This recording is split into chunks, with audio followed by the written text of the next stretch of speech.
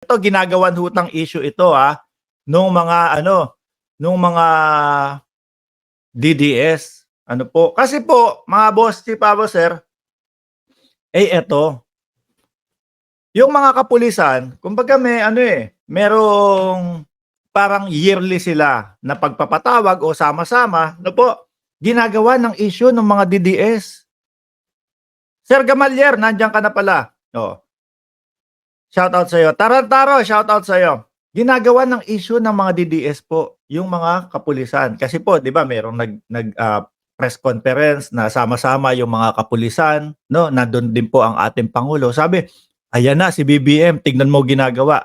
Kasi kinakabahan na yan. Naglo-loyalty check na daw po sa ating mga kapulisan, mga bossing. Aba, ayun. Butata sila ng PNP. Ano sabi nung spokesperson, Jean Pajardo ng PNP? Ito po ay hindi po loyalty check para sa ating mga kapulisan. Ito po ay yearly, ginagawa po namin talaga ito para i-congratulate yung mga kapulisan doon sa mga nagagawa nila at kung ano-ano pang mga na-achieve ng ating mga kapulisan. RR Gem, shout out. Ma'am Maritel T, Daniel Domasig, Tata Manalo. O yan. Ito po ay kumbaga para maipakita natin na talagang nare-recognize natin yung mga matitunong kapulisan. Para po doon sa mga DDS, kinakabahan po. No? Kung ano-ano na lang paninira ang ginagawa sa ating presidente. Naglo-loyalty check. O tingnan mo, check na isa-isa ni BBM.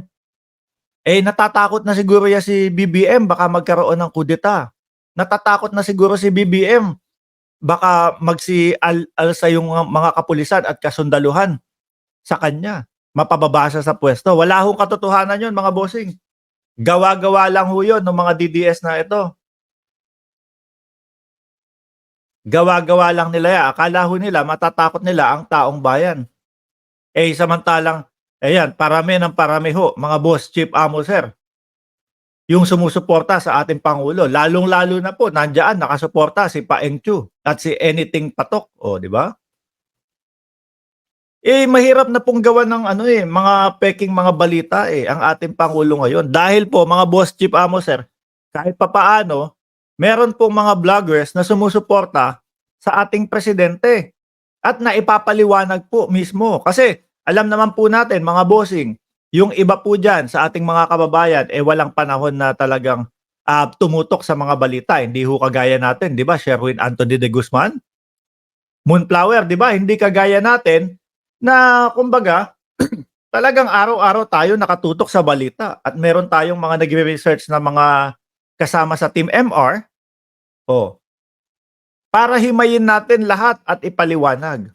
So ngayon, ang nangyayari ho, mga boss chief sir, dahil po sa mga vloggers, nagkakaroon ng iba't ibang mga, kumbaga, iba't ibang style ng pagpapaliwanag. So yung mga nasa opisina ho, mga kababayan, naiengganyo silang makinig. Ganun pala. Mali pala yung sinasabi ng mga DDS na ito loyalty check. Hindi pala totoo na kinakabahan ang ating presidente. Hindi pala totoo na magkakaroon ng alyansa o pag-aalsa sa mga kapulisan at mga kasundaluhan. Anak ng tinapayan, mga DDS.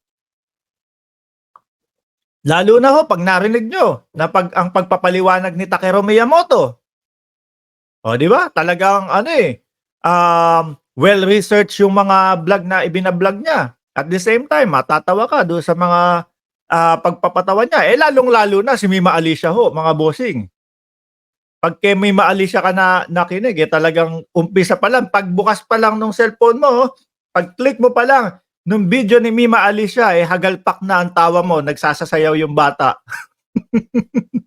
Di ho ba, Sir Joel Pano? At Kuya Lanby, kay Mike Cervera. Isa din po yun, mga kababayan. Kay Direct Freddy. Yan yung mga vloggers na sumusuporta sa ating Pangulong Bongbong Marcos at sa gobyerno ng Pilipinas. At handa po na ihayag kung ano yung mga katotohanan. Kaya ito yung mga palabas ho nila. Na kesyo daw po loyalty check ni BBM, iniisa-isa na, pinupwersa sila ni Pangulong Bongbong Marcos na sumuporta sa kanila. Wala po. Buong puso at taos puso ang pagsuporta ng Armed Forces of the Philippines, ng PNP, ano pa, o ng Coast Guard sa ating gobyerno dahil po nakikita nila, mga kababayan, yung maayos na pamamalakad, 'di ba, Ma'am Gorgeous Me Annabel? Sir Pancho Astudio, sila nga 'tong iniiwanan ng mga kaalyado. Totoo ho. Totoo, 'di ba, Sir Pancho? Sila yung iniiwanan nung kanilang mga ano kaalyado. Biruin mo yung PDP pabagsak na, paubos na. Oh, tapos sasabihin ho, mga kababayan, unti-unti nang bumababa ang suporta ni PBBM, unti-unti nang nagbabaklasan yung mga ano, yung mga PNP at AFP at mga ano, Marines. Oh. Sa ang katotohanan ho, mga kababayan, dun sa kampo nila ang nagsisialisan, nagsisialisan siguro, naku, may pumasok na malas dito sa ating ano, may pumasok na malas dito sa ating kampo, magsialisan na nga tayo, mayayari tayo. Tapos sinabayan pa nung mga mautog-mautog nila,